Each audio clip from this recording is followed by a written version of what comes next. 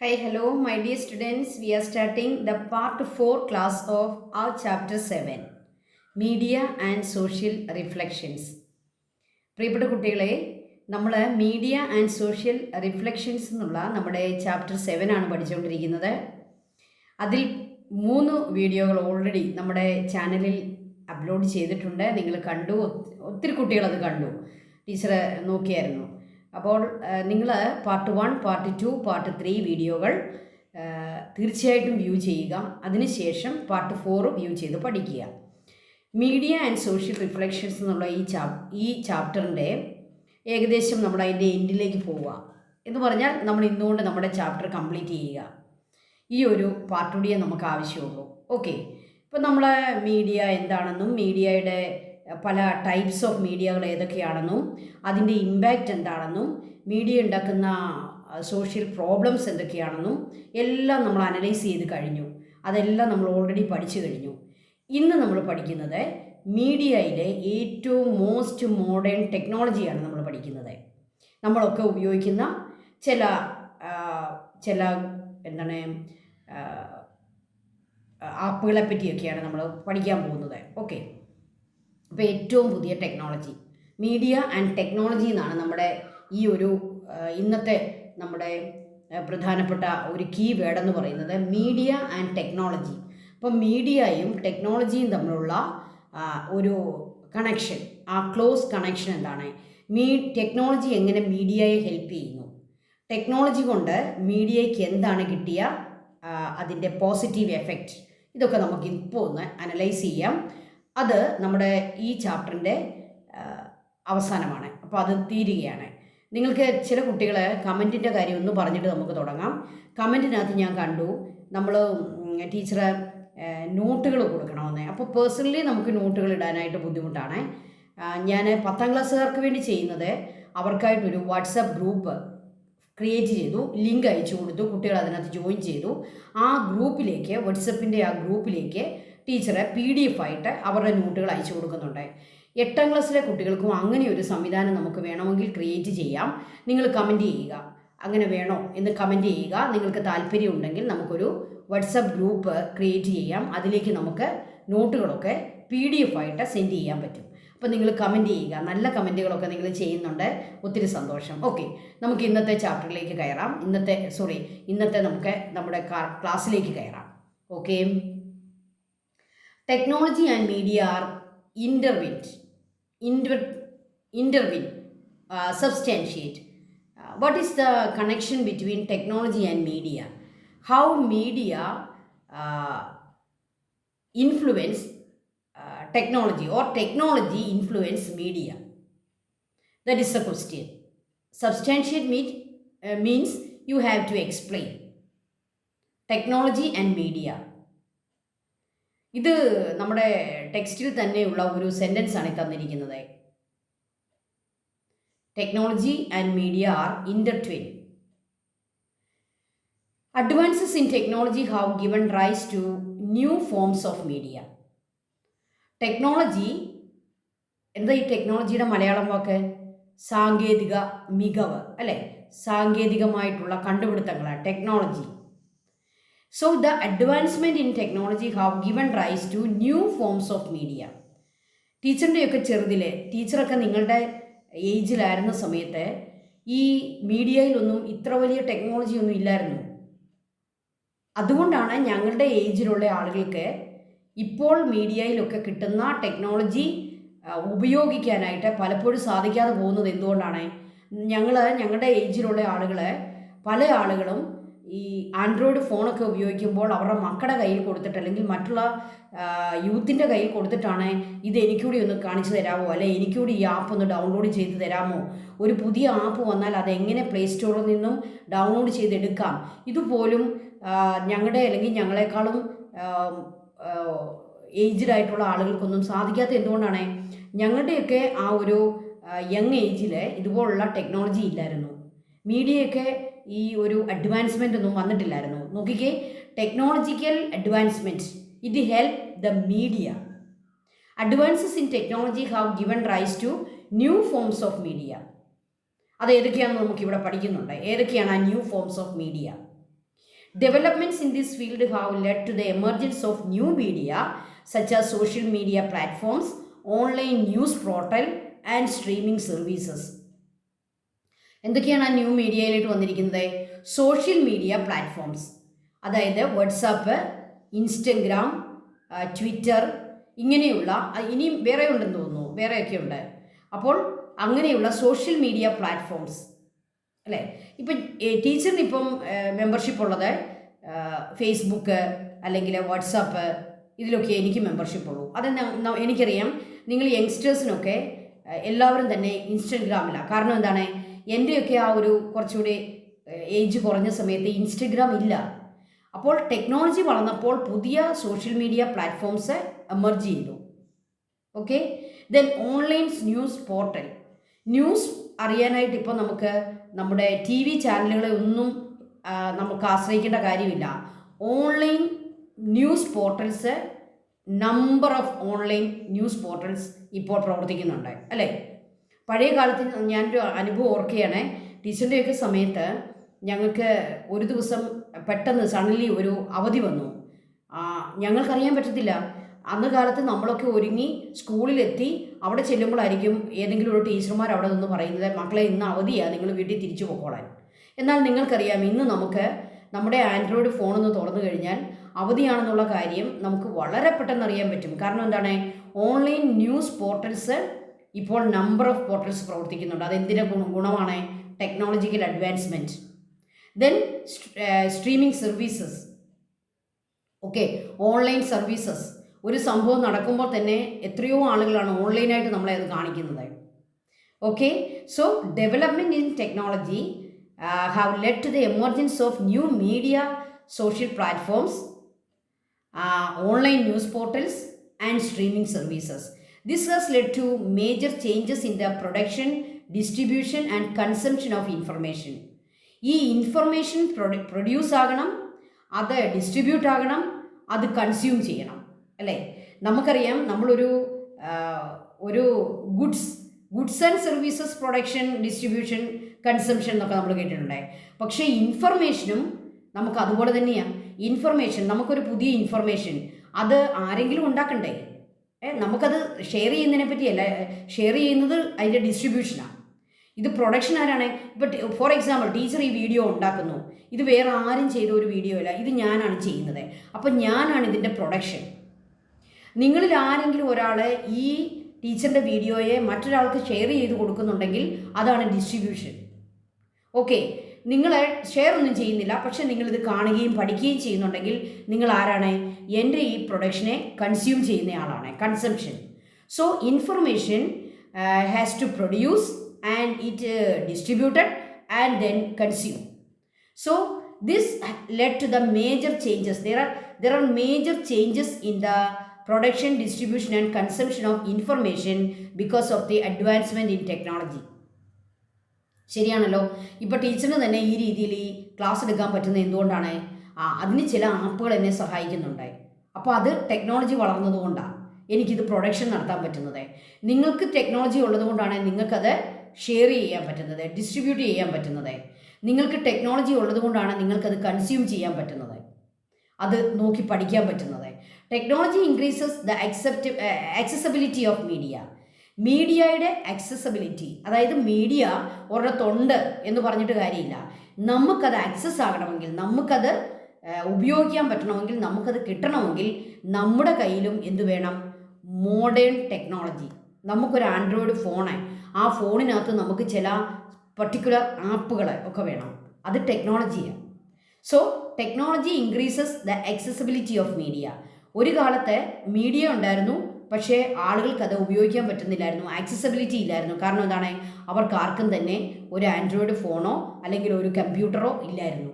എന്നാൽ ഇന്ന് നമ്മുടെ കയ്യിലും ആൻഡ്രോയിഡ് ഫോൺസ് ഉണ്ട്, കമ്പ്യൂട്ടേഴ്സ് ഉണ്ട്.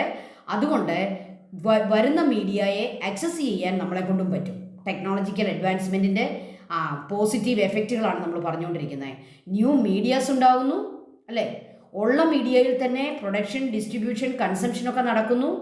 ടെക്നോളജിക്കൽ ഇൻക്രീസസ് അല്ല, അത് ഇൻക്രീസ് ചെയ്തത് മീഡിയയുടെ ആക്സസിബിലിറ്റി ഇൻക്രീസ് ചെയ്യുന്നു. It also enhance global communication global communication by creating opportunities to engage with content any time anywhere. ഇപ്പോൾ ഒരു കണ്ടന്റ് ഉണ്ടെങ്കിൽ അത് എനി ടൈം എനിവെയർ നമുക്ക് ലഭ്യമാണ്. ഓക്കെ, നമുക്ക് വെളുപ്പിനെ 1 മണിയാകുമ്പോഴത്തേക്ക് നമുക്കൊരു കാര്യം അറിയാനുണ്ട്, നമ്മളെടുത്ത് നമ്മുടെ ഫോൺ തുറന്നു കഴിഞ്ഞാൽ നമുക്ക് ആ കാര്യം കിട്ടും. അല്ലാതെ നാളെ മോർണിംഗ് ആയി കടയൊക്കെ തുറക്കട്ടെ അല്ലെങ്കിൽ പത്രം വരട്ടെ എന്ന് നോക്കിയിരിക്കേണ്ട ആവശ്യമുണ്ടോ? ഞങ്ങളുടെ ചെറുതിലെ ഞങ്ങൾ നോക്കിയിരിക്കും, 8 മണിയായി 7 മണിയാകുന്നവരെ നോക്കിയിരിക്കുക. കാരണം എന്താണ്? ന്യൂസ് പേപ്പർ വരണം, നമുക്കൊരു വിവരം അറിയണമെങ്കിൽ. പക്ഷേ ഇപ്പോൾ അതിൻ്റെ ആവശ്യമില്ല. 24 hours anywhere any time anywhere. So this technological advancement enhances global communication. ഇപ്പോൾ ഒരു വാട്സപ്പ് കോൾ വിളിച്ചാൽ നമുക്ക് എവിടെയുള്ളവരെയൊക്കെ ബന്ധപ്പെടാൻ പറ്റും, നമുക്ക് കമ്മ്യൂണിക്കേഷൻ നടത്താൻ പറ്റും. നമ്മുടെ കാനഡയിലിരിക്കുന്നവരെ, UK ഇരിക്കുന്നവരെ, അമേരിക്കയിലിരിക്കുന്നവരെ ഏത് സമയത്തും നമുക്ക് വിളിക്കാം.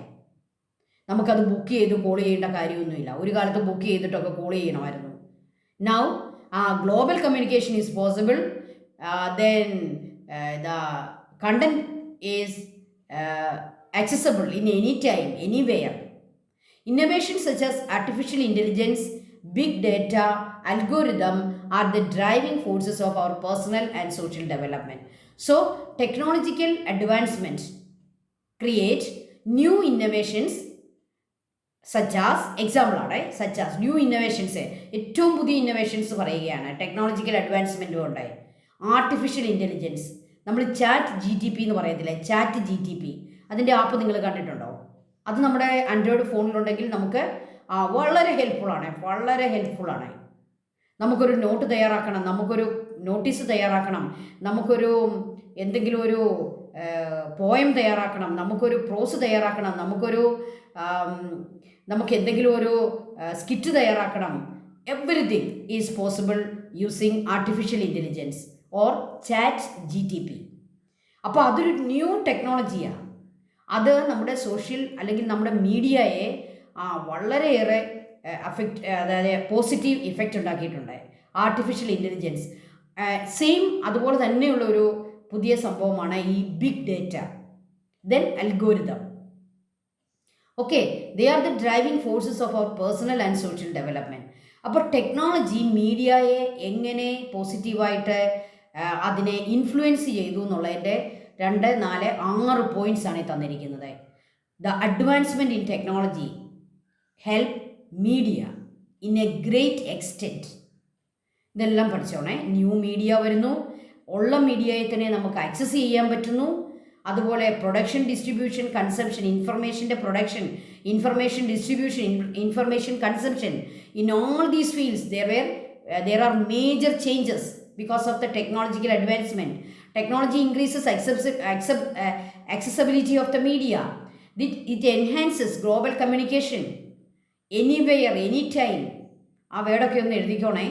Anywhere, anytime. Then artificial intelligence, big data, algorithm. They are the most modern innovations. Okay. Then, what changes has artificial intelligence created in society? ഇനി ആർട്ടിഫിഷ്യൽ ഇൻ്റലിജൻസിനെ പറ്റിയാണ് പറയുന്നത്, നമ്മൾ ഈ ChatGPTയെ പറ്റിയാണ് പറയുന്നത്. അതെന്ത് ചേഞ്ചസ് ആണ് കൊണ്ടുവന്നത്? Artificial intelligence equip machines to think and make decisions like humans. മനുഷ്യരെ പോലെ തന്നെ തിങ്ക് ചെയ്യാനും ഡിസിഷൻ എടുക്കാനും ആർട്ടിഫിഷ്യൽ ഇൻ്റലിജൻസ് മെഷീൻസിനെ എക്വിപ്പ് ചെയ്യുന്നു. നമ്മൾ ഈ ആർട്ടിഫിഷ്യൽ ഇൻ്റലിജൻസ് ഉപയോഗിക്കുന്ന മെഷീൻ ഏതാ? നമ്മുടെ ആൻഡ്രോയിഡ് ഫോൺ അല്ലെങ്കിൽ നമ്മുടെ കമ്പ്യൂട്ടർ. അപ്പോൾ നമ്മുടെ കമ്പ്യൂട്ടറിനെയും നമ്മുടെ ആൻഡ്രോയിഡ് ഫോണിനെയും ആർട്ടിഫിഷ്യൽ ഇൻ്റലിജൻസ് എങ്ങനെ ഹെൽപ്പ് ചെയ്യുന്നു? മനുഷ്യനെ പോലെ തിങ്ക് ചെയ്യാൻ, മനുഷ്യനെ പോലെ ഡിസിഷൻ എടുക്കാൻ.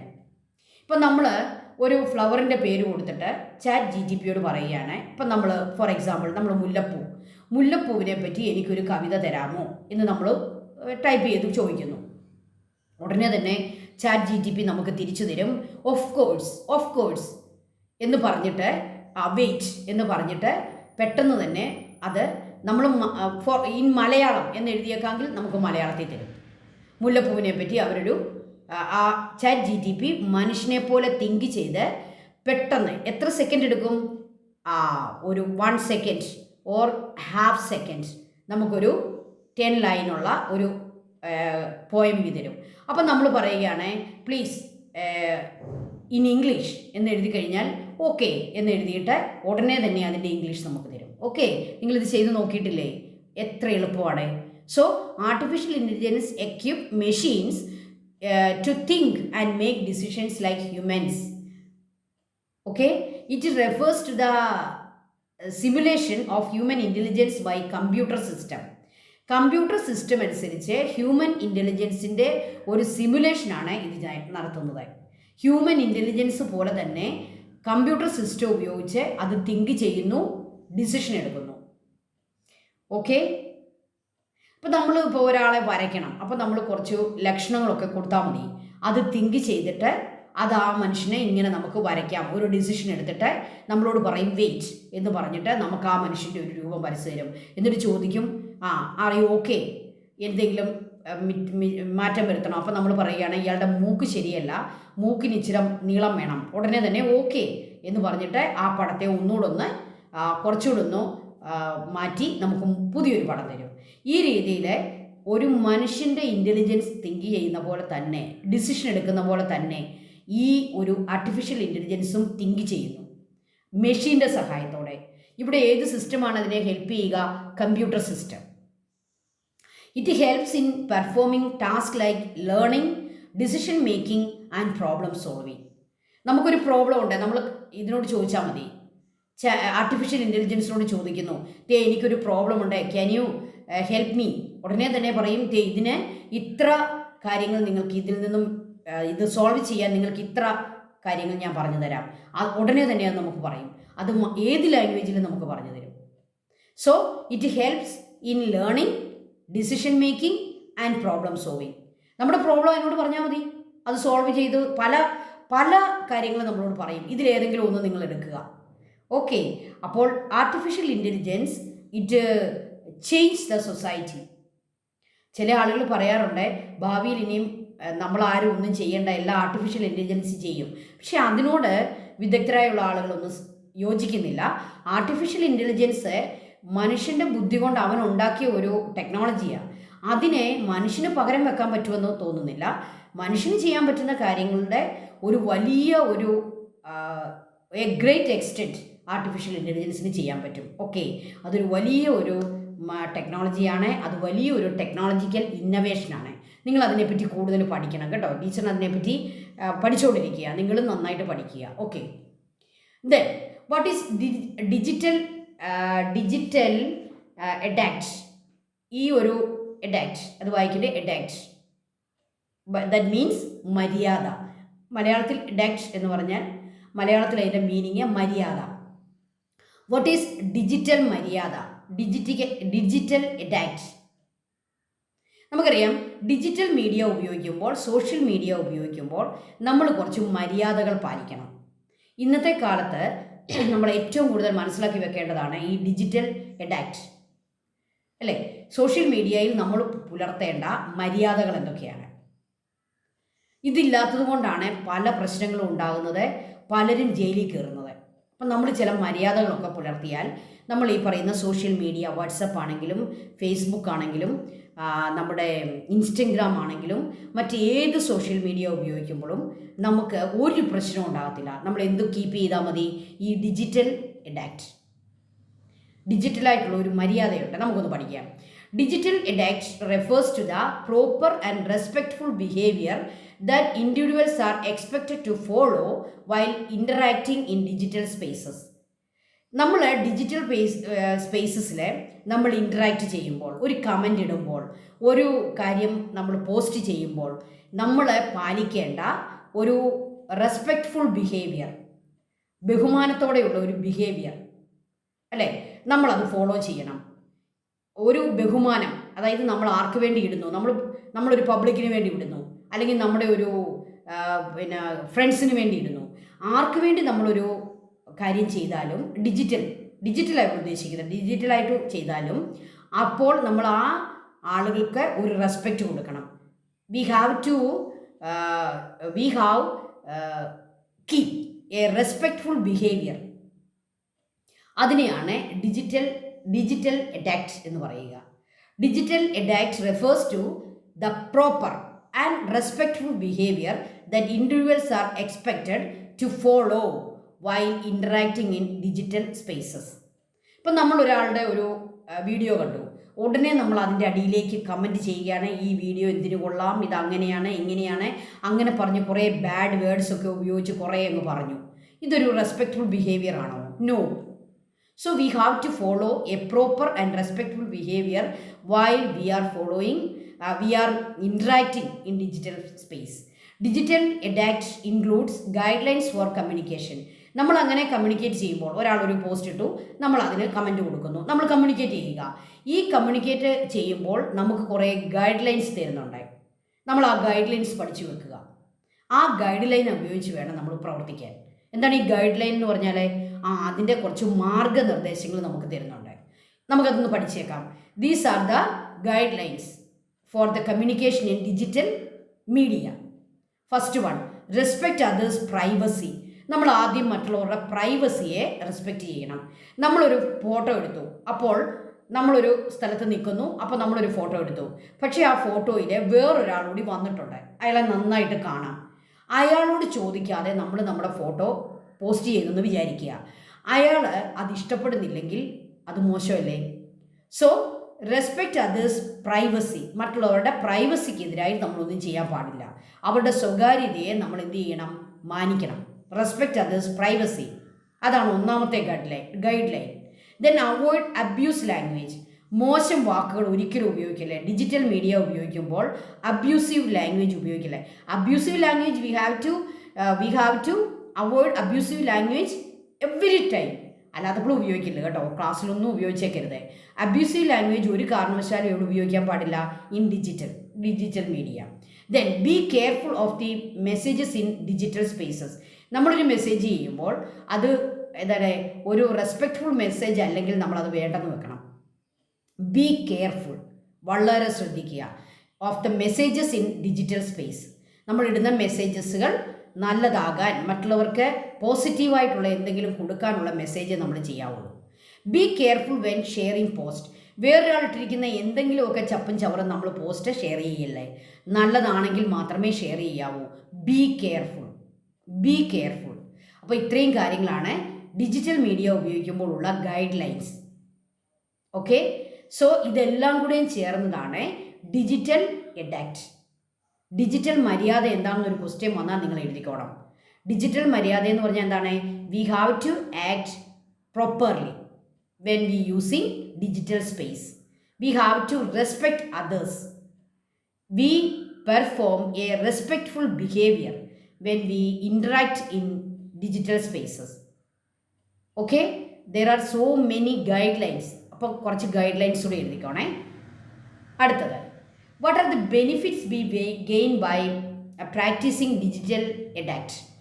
ഡിജിറ്റൽ എഡാക്ട്, അതായത് ഡിജിറ്റലായിട്ടുള്ള മര്യാദ നമ്മൾ പാലിച്ചാൽ, പലരും പാലിക്കുന്നില്ല കേട്ടോ, അങ്ങനെ പാലിച്ചാൽ നമുക്ക് കിട്ടുന്ന ബെനിഫിറ്റ് എന്തൊക്കെയാണ്? നമുക്കതുകൊണ്ട് എന്ത് പ്രയോജനം കിട്ടും? വളരെ സിമ്പിളായിട്ട് പറഞ്ഞാൽ നമുക്ക് ജയിലിൽ കയറേണ്ടി വരികയില്ല. മറ്റുള്ളവരുടെ നമ്മളോടുള്ള മോശം കാഴ്ചപ്പാടുണ്ടാകത്തില്ല, അല്ലേ? നമുക്ക് വളരെ മറ്റുള്ളവർ നമ്മളെയും റെസ്പെക്റ്റ് ചെയ്യും, അല്ലേ? ഗീവ് റെസ്പെക്റ്റ് ടേക്ക് റെസ്പെക്റ്റ് എന്നല്ലേ പറയുക. നമ്മൾ മറ്റുള്ളവർക്ക് ബഹുമാനം കൊടുക്കുമ്പോൾ നമുക്ക് തിരിച്ചു കിട്ടും. എന്നാൽ നമുക്കൊന്ന് കൃത്യമായിട്ട് അതൊന്ന് പഠിച്ചാലോ? എന്തൊക്കെ ബെനിഫിറ്റാണ് ഡിജിറ്റൽ എഡാക്ട് നമ്മൾ പാലിച്ചാൽ നമുക്ക് കിട്ടുക? Respectful communication is possible. മറ്റുള്ളവരുമായിട്ട് റെസ്പെക്റ്റോടു കൂടി നമുക്ക് കമ്മ്യൂണിക്കേറ്റ് ചെയ്യാൻ പറ്റും. ഓക്കെ, ചിലർ പറയത്തില്ലേ, എന്നെ എല്ലാവരും സോഷ്യൽ മീഡിയയിൽ ചീത്ത വിളിക്കുന്നു, എനിക്ക് അബ്യൂസീവ് ലാംഗ്വേജ് ഉപയോഗിക്കുന്നു. എന്തുകൊണ്ടാണ് അവർക്ക് അങ്ങനെ കിട്ടുന്നത്? ഒരുപക്ഷെ അവരിടുന്ന പോസ്റ്റുകളും അങ്ങനത്തതായിരിക്കും. അപ്പോൾ നമുക്ക് ഡിജിറ്റൽ എഡാക്ട് നമ്മൾ കീപ്പ് ചെയ്താൽ നമുക്ക് ഒന്നാമത് കിട്ടുന്ന ബെനിഫിറ്റ് എന്ന് പറയുന്നത് റെസ്പെക്റ്റ്ഫുൾ കമ്മ്യൂണിക്കേഷൻ ഈസ് പോസിബിൾ. കമ്മ്യൂണിക്കേഷനിൽ ഒരു റെസ്പെക്റ്റ് ഉണ്ടാകും. Provide clarity and understanding in communication. കാര്യങ്ങളിൽ ഒരു ക്ലാരിറ്റി ഉണ്ടാകും, അല്ലേ? കമ്മ്യൂണിക്കേഷൻ നടത്തുമ്പോൾ അതിനകത്ത് ക്ലിയർ ആയിരിക്കും. ഓക്കെ, ചിലർ കണ്ടിട്ടില്ലേ, വളരെ ക്ലിയർ അല്ലാത്ത വീഡിയോകളൊക്കെ ഇട്ടിട്ട് മറ്റുള്ളവരെക്കുറിച്ച് ഇതിനകത്ത് കാണുന്ന വ്യക്തി, അതൊരു മോശം വീഡിയോ ആണെന്ന് വിചാരിച്ചു, ഉടനെ ഇതിനകത്ത് കാണുന്ന വ്യക്തി ഇന്ന വ്യക്തിയാണ് എന്നൊക്കെ പറഞ്ഞ് അവരെക്കുറിച്ച് റൂമേഴ്സൊക്കെ വയ്ക്കും. എന്നിട്ടോ അതിലുള്ള വ്യക്തി ഇവർ ഉദ്ദേശിക്കുന്ന ആളായിരിക്കത്തില്ല. അങ്ങനെ മറ്റുള്ളവരെ പറ്റിയൊക്കെ മോശമായിട്ടുള്ള കാര്യങ്ങൾ ചെയ്യുന്ന ആളുകളുണ്ട്. അപ്പോൾ നമ്മൾ ഇടുന്ന സോഷ്യൽ മീഡിയയിലിടുന്ന സോഷ്യൽ പ്ലാറ്റ്ഫോമിലിടുന്ന എല്ലാം എങ്ങനെയായിരിക്കണം? നല്ല കാര്യങ്ങൾ ചെയ്താൽ അതിനകത്തൊരു ക്ലാരിറ്റി ഉണ്ടാവും. Provides clarity and understanding in communication, forming positive online communication. പോസിറ്റീവായിട്ടുള്ള ഒരു ഓൺലൈൻ കമ്മ്യൂണിക്കേഷൻ നമുക്ക് സാധിക്കും. നമുക്ക് സങ്കടപ്പെടേണ്ടി വരികയില്ല. സൈബർ ക്രൈം ഡിക്രീസ് ചെയ്യും. നമുക്കറിയാം ഇന്ന് ഏറ്റവും കൂടുതലുള്ള ക്രൈം എന്ന് പറയുന്നത് സൈബർ ക്രൈമാണ്. മറ്റുള്ളവരെ ഡിഫെയിം ചെയ്തു, മറ്റുള്ളവർക്കെതിരെ ചെയ്തു, അവരുടെ പ്രൈവസിയെ ബാധിച്ചു എന്നൊക്കെ പറഞ്ഞുള്ള പ്രശ്നങ്ങളാണ്. അതെല്ലാമാണ് സൈബർ ക്രൈംസ്. അപ്പോൾ എല്ലാവരും ഡിജിറ്റൽ എഡാക്ട് കീപ്പ് ചെയ്താൽ സൈബർ ക്രൈം ഉണ്ടാവുമോ? No. Cyber crimes decreases. Leading society towards safer digital space supports digital literacy. ഡിജിറ്റലിയും നമുക്കൊരു ലിറ്ററസി വേണം. എന്താണ് ഈ ലിറ്ററസി? എഴുതാനും വായിക്കാനും ഉള്ള കഴിവിനെയാണ് നമ്മൾ പറയുക ലിറ്ററസി. അതിന് മലയാളം വേർഡ് എന്താണ്? നമ്മൾ പറയും സാക്ഷരതയാണെന്ന് പറയും അല്ലേ? അവന് എഴുതാനും അറിയാം, വായിക്കാനും അറിയാം. ഈ ഡിജിറ്റലി നമുക്കൊരു ലിറ്ററസി വേണം. ചില ആളുകൾക്ക് ഡിജിറ്റൽ ലിറ്ററസി ഇല്ല. അവർക്ക് ഡിജിറ്റൽ മീഡിയ, ഡിജിറ്റൽ സ്പേസിൽ എങ്ങനെ പെരുമാറണമെന്ന് അറിയത്തില്ല. അവർ കണ്ടതും കേട്ടതും ആരെങ്കിലും ഇടുന്നതും ഒക്കെ ഷെയറിങ് ചെയ്ത് അവരെ വളരെ മോശമായിട്ട് പെരുമാറുന്നു. അതിൻ്റെ എന്താ കാര്യം എന്താണ്? അവർക്ക് സോഷ്യൽ മീഡിയയിൽ പെരുമാറേണ്ട വിധമോ അതിനകത്തിടേണ്ട വാക്കുകളോ അതിനകത്തിടേണ്ട കണ്ടൻറ്റോ അവർക്കറിയത്തില്ല. അങ്ങനെ അറിയത്തില്ലാത്തവരെ നമുക്ക് എന്ത് പറയാം? അവർക്ക് ഡിജിറ്റൽ ലിറ്ററസി ഇല്ലാത്തവരാണെന്ന് പറയാം. So we have to create digital literacy. So digital etiquette ഉള്ള ഒരാൾക്ക് that leading society towards safer digital space. ചില ആളുകൾ ഈ സോഷ്യൽ മീഡിയ തന്നെ ഉപേക്ഷിക്കാറുണ്ട്. കാരണം എന്താണ്? അതിനകത്ത് സേഫ് അല്ലെന്ന് തോന്നുമ്പോഴാണ്. അപ്പോൾ എല്ലാവരും ഈ ഒരു മര്യാദ പാലിച്ചാൽ സോഷ്യൽ സ്പേസുകളെന്ന് പറയുന്നത് സേഫ് ആവും. എല്ലാവർക്കും അതിനകത്ത് കമ്മ്യൂണിക്കേറ്റ് ചെയ്യാനായിട്ട് പറ്റും. അത് ഡിജിറ്റൽ ലിറ്ററസിയെ സപ്പോർട്ട് ചെയ്യുകയും ചെയ്യും. അപ്പം നിങ്ങളെല്ലാവരും ഒരു ഡിജിറ്റൽ എഡാക്ട് ഉള്ളവരായി മാറട്ടെ എന്ന് ഞാനും വിചാരിക്കുകയാണ്. ഇത് പഠിച്ചോണം. What are the benefits we gain by practicing digital etiquette? Thank you children, thank you so much. നിങ്ങളുടെ പരീക്ഷയ്ക്കും പ്രയോജനപ്പെടും, നിങ്ങളുടെ ജീവിതത്തിലും പ്രയോജനപ്പെടുന്ന കുറേ കാര്യങ്ങളാണ് നമ്മൾ ഇന്ന് പഠിച്ചത്. നമ്മുടെ ചാപ്റ്റർ അവസാനിച്ചിരിക്കുകയാണ്. നെക്സ്റ്റ് നമ്മുടെ പാർട്ട് 2 ടെക്സ്റ്റാണ്. പാർട്ട് 2 ടെക്സ്റ്റിലെ 8th ചാപ്റ്ററുമായിട്ട് ടീച്ചർ ഉടനെ തന്നെ വരുന്നതായിരിക്കും. Thank you so much. May God bless you all.